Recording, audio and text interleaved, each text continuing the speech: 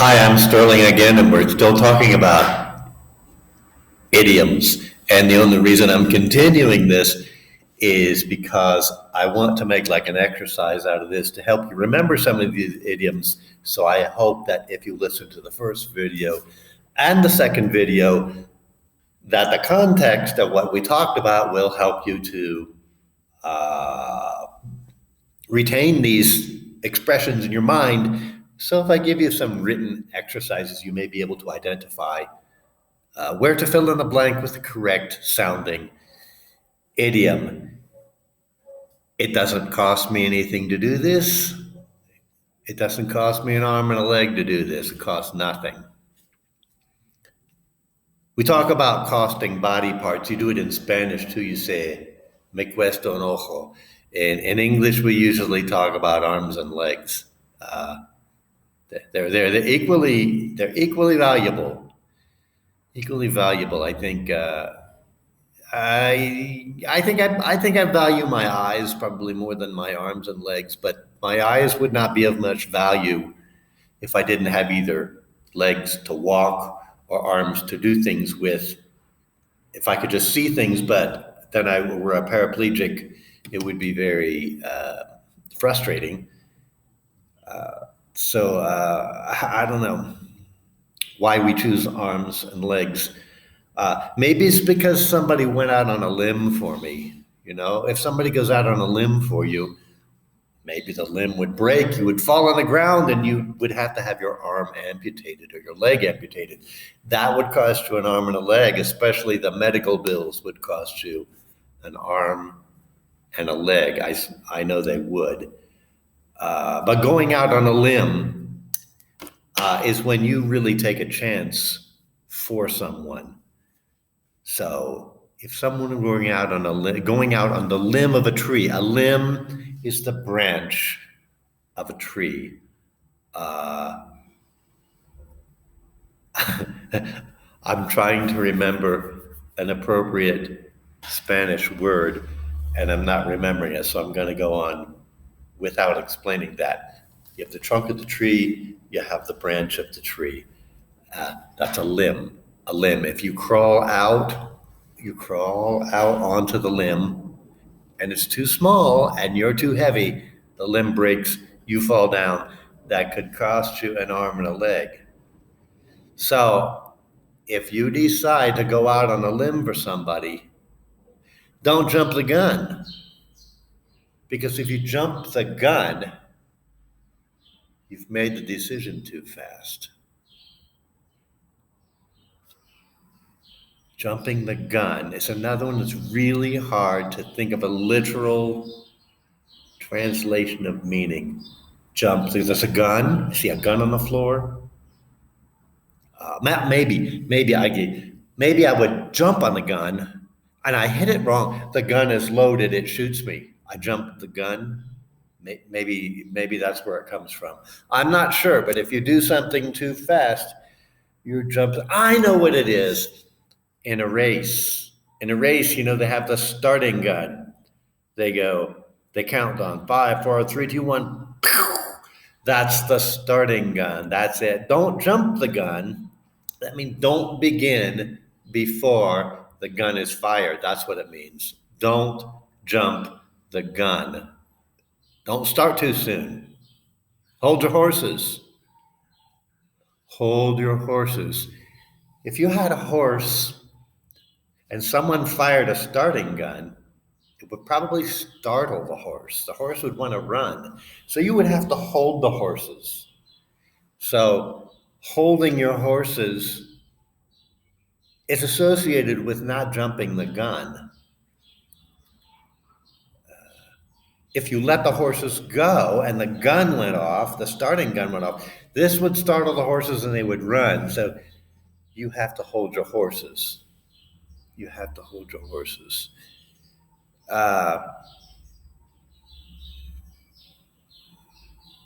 Driving me nuts. This is driving me nuts. How do I explain driving me nuts? Me hace loco. That's all you can say.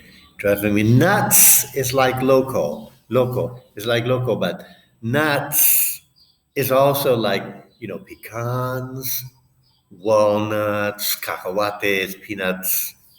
Uh,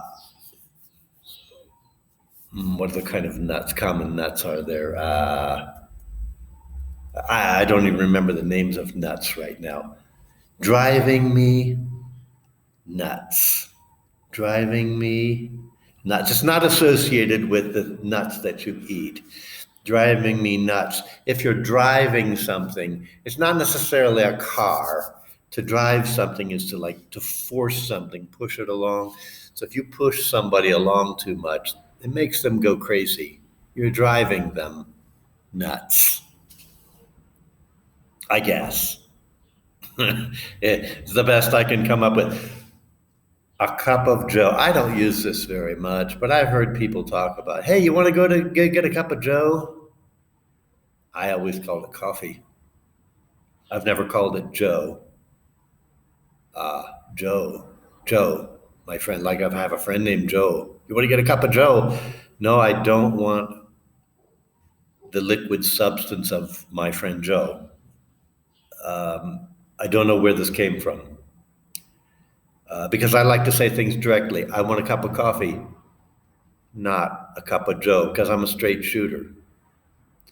I'm a straight shooter. If I'm a straight shooter, if I have a gun and I'm good with this gun, I'm good with this gun. I shoot what I aim at every time. I'm a straight shooter. I don't go off course. I only hit what is my objective. So I do this when I'm talking. I'm a straight shooter. I only say what I want to say. I don't go off course because my shooting hand is very steady, very steady.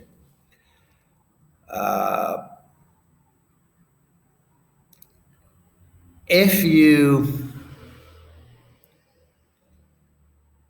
are not working very hard, this happens. This happens with working animals, with mules and horses. You're trying to get them to pull something, or maybe pull a plow, or do some heavy work. That's when the owner cracks the whip, and this gets the horse motivated, like, oh, I better do my work, or this is going to hurt. So this is also used for like getting people motivated, like, these people aren't doing anything. I got to crack the whip. That's what that's all about. Cracking the whip. The whip. Because if these people don't do their work, I swear to you, heads will roll. Heads will roll. Severed heads will roll. If you like cut off the head, it's kind of round. They could roll. I saw this on the movie Dodgeball. I don't know. Maybe this is an American thing, but I've watched the movie Dodgeball many times. If you haven't, maybe you won't understand the joke, but it's not a joke. I think maybe it's true. I'm not sure if it's true.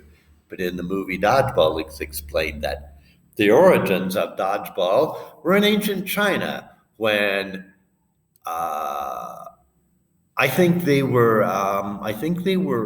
monks or something, monks or spiritual people who would smoke opium. They went in their opium dens and they would be high, and then they would cut off each other's heads, and then they would throw their heads at each other. And that was the beginning of the sport dodgeball. And that might help you to remember that heads will roll if you don't do your work. After someone cracks the whip, someone might cut off your head and your head will roll. So do your work if you don't want heads to roll. If you got caught trying to steal something, that would be being caught red-handed. Now I'm going to guess here. If someone were to kill another person, maybe with a knife, so they were bleeding, so blood is red, so then they would have blood on their hands. This is another idiom. You have blood on your hands. That means you're guilty of this terrible thing, like you're guilty of murder. But if you get caught red-handed, that means someone saw you in the act. Someone saw you doing this. Your hands are red. Maybe you killed someone. You got caught in the act of killing someone, so you got caught red-handed. I suppose, I'm not really sure where that came from. You can rest assured that I don't know all the answers. You can rest assured. I'm not sure that's really an idiom, rest assured. I can rest, I can take a rest, and I can be sure that I'm right. So I don't really think that's an idiom. I can rest assured, you can rest assured that I don't have all the answers to these. You can lay down in extreme security, knowing that I don't know the answers to all these things. I don't know who sets the bar, for these things. Have you ever seen limbo dancing? You go underneath the bar, you have to go back under the bar and not knock the bar off. Then the next time they lower the bar a little bit more, and you have to continue going underneath the bar without falling down. I guess that's setting the bar. If you set the bar, you keep setting the bar lower and lower until the limbo dancer can't get through. I guess I don't know. That's a good explanation of setting the bar for me. It's like setting the bar is a standard. Everybody has to be able to go underneath this bar, or it's too low if you can't get under it. Something looks suspicious. So you smell something fishy. Like if you forgot to take the garbage out and your house smells like garbage, maybe it might be the fish, the leftover, the bones from the fish you had last night. Something smells fishy here. I suspect someone forgot to take out the trash. That's where that expression, I don't know if that's where it came from. Like I said, you can rest assured I don't know, you know? I just don't know. I don't like to jump the gun trying to make conclusions, or I'll get myself in a jam. I'm not going to go out on a limb trying to explain all these things that you might think they're no brainer, but they're not. It's no secret. It's no secret. I'm not going to spill the beans. It's no secret. So anyway, I'm tickled pink that you listened to all this because I'm almost running up on 13 minutes now. So I'm going to end this, and I think with these two videos, I've got enough definition of idioms that you can probably have some fun doing the written exercise. And so I'll catch you all in the next video sometime pretty soon.